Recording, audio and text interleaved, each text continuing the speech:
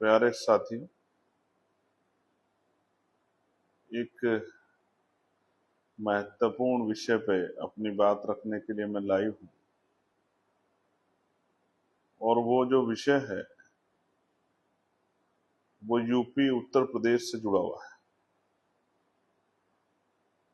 मैं सभी धर्मों में जन्मे सभी संतों, गुरुओं और महान पुरुषों को नमन करता हूं और अचानक से मुझे लाइव आना पड़ा क्योंकि मैं बाहर हूं, किसी काम में व्यस्त था। और कल मैं उत्तराखंड के झबरेड़ा विधानसभा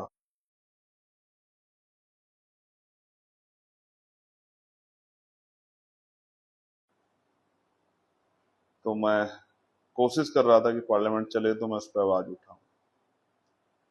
बहुत प्रयास किए, हाउस ऑर्डर में नहीं आया तो इसलिए मैं उस पर बात नहीं उठा पाया। 0 आवर में 377 मैंने कोशिश की कि सरकार तक वो मामला पहुंचे। मीडिया के जरिए भी मैंने मामला उठाया और मैं आग्रह कर रहा हूं। आप जानते हैं मैं बहुत कम आग्रह करता हूं किसी चीज के लिए सरकारों से।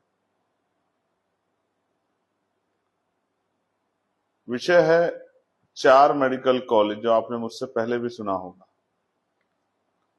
जो एससीपी के पैसे से, स्पेशल कंपोनेंट प्लान के पैसे से 4 मेडिकल कॉलेज उत्तर प्रदेश में बने थे। सहारनपुर, कन्नौज, जालौन और अंबेडकर नगर। सवाल ये है कि आज भी एक आंदोलन था, इसलिए मुझे लाइव आना पड़ा। इको गार्डन में जो बच्चे पढ़ रहे हैं वो आंदोलन के लिए आए थे। आज उनकी छुट्टी का दिन था, लेकिन वो अपने आने वाली पीढ़ियों के लिए आवाज उठाने के लिए, इस मांग को सरकार तक पहुंचाने के लिए आए थे। आज भी आंदोलन करने कई कई 100 किलोमीटर दूर से।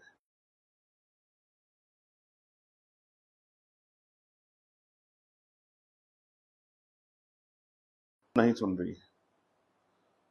दूसरी तरफ मैं इसकी गंभीरता इसलिए बार बार बता रहा हूं कि लगभग 200 सीटों का नुकसान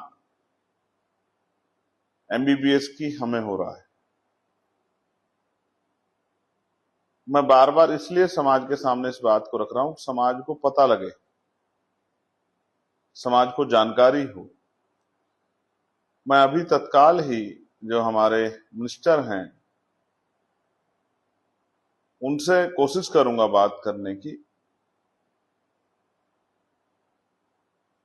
जिससे कि वो जो काउंसलिंग है वो काउंसलिंग ना हो जब तक ये फाइनलाइज ना हो और हमारे बच्चों के हिस्से की सीटें हमसे काटी ना जाए।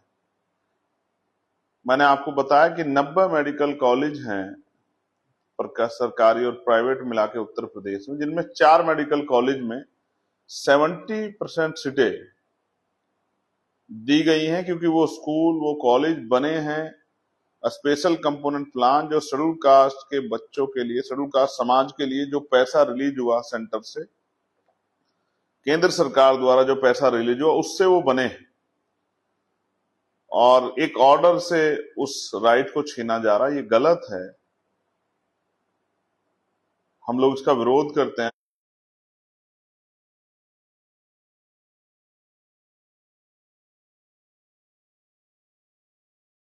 रिक्शा छीन के धर्म हम हमारे हाथ में जो है पकड़ाना चाहते हो। आप अपने धार्मिक काम कीजिए, उससे हमें कोई आपत्ति नहीं है। ये आपका राइट है, कॉन्स्टिट्यूशनल राइट है। 25 आर्टिकल 25-26 आपको देता है, हमें भी देता है। लेकिन आप हमारे मेडिकल कॉलेज की सीटें अगर छीनोगे तो हम इस अन्याय को कैसे बर्दाश्त करेंगे। मैं पुनः कहना चाहता हूं सरकार को, आप लोग अगर नहीं सुनोगे तो जबरन मुझे सारे काम छोड़ के आके परिवर्तन चौक पे धरने पर बैठना पड़ेगा। मैं पुनः एक बार कहना चाहता हूं, सरकार इसका संज्ञान ले, अदरवाइज फिर वही कदम जो आवश्यक होंगे उठाने पड़ेंगे अपने बच्चों की सीटें बचाने के लिए। अभी ये समाज इतना सशक्त नहीं है कि 1-1 करोड़ रुपए डोनेशन देके प्राइवेट कॉलेजों में अपने बच्चों को पढ़ा ला।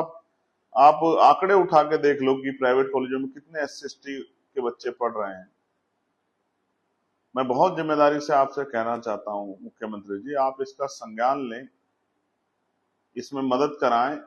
आप नहीं मदद कराएंगे तो फिर गली गली घर घर जाके हमें आपके द्वारा ये जो अन्याय किया गया है, क्योंकि आप इसको रोक सकते हैं, इस पे सवाल खड़ा करना पड़ेगा। आप अगर नहीं सुनोगे हमारे बच्चों को तो फिर हम लोग इसको स्वीकार नहीं करेंगे, इस अन्याय के खिलाफ हम लोग लड़ेंगे। और मैं कह रहा हूं, अगर आपने नहीं सुना और आप जबरन हम पे थोपने की कोशिश करोगे तो फिर पूरे प्रदेश स्तरीय आंदोलन जो है वो फिर लखनऊ में होगा। इस बात का मैं आपको विश्वास दिलाता हूं। जिस तरह से मैं उन बच्चों के लिए, जंतर मंतर वाले बच्चों के लिए 3 दिन धूप, गर्मी, बारिश में बैठा रहा बाबा साहब अम्बेडकर के स्टैचू के नीचे, मैं इन बच्चों के अधिकार बचाने के लिए 1 हफ्ता भी बैठ सकता हूं लखनऊ में। मैं ये बात आपको बता रहा हूं। मेरा आपसे आग्रह है कि आप हमें सुने। अगर आप नहीं सुनोगे तो फिर मजबूरी में फिर आंदोलन होगा। अपने बच्चों के अधिकारों को इस तरह छीनते हुए नहीं देखा जा सकता, इसलिए मैं आपसे आग्रह कर रहा हूं। लोकतंत्र में आपके पास चेयर है, अगर ये चेयर जो है आपके पास ना होती तो मैं आपसे आग्रह नहीं करता। और मैं आपको ये भी बताना चाहता हूं कि जिस दिन अवसर मिलेंगे हमें, फिर हम बताएंगे किस तरह से जो है अन्याय रोका जाता है। मैं पुनः आपसे ये आग्रह करता हूं कि आप उन बच्चों को सुने, उनके ज्ञापन को समझें, उनके साथ उनकी हकमारी जो हो रही है उसको, उस पर ध्यान दें और इस अन्याय को रोकें। मैं पुनः उन भाइयों का, डॉक्टर्स का, उन बेटियों का, बहनों का धन्यवाद करता हूं जो आज फिर इको गार्डन में आए पूरे प्रदेश के कोने कोने से। मैं आपको धन्यवाद करता हूं सबको जिन्होंने ये आंदोलन शुरू किया। हम आपके साथ हैं और मैं आपको विश्वास दिलाता हूं कि इतनी आसानी से हम आपके अधिकारों पर डाका नहीं पड़ने देंगे। धन्यवाद। जय भीम, जय भारत, जय संविधान, जय मंडल, जय जोहार, जय जवान, जय किसान, जय लोकतंत्र, जय विज्ञान। आप सभी के लिए मंगल कामना। धन्यवाद।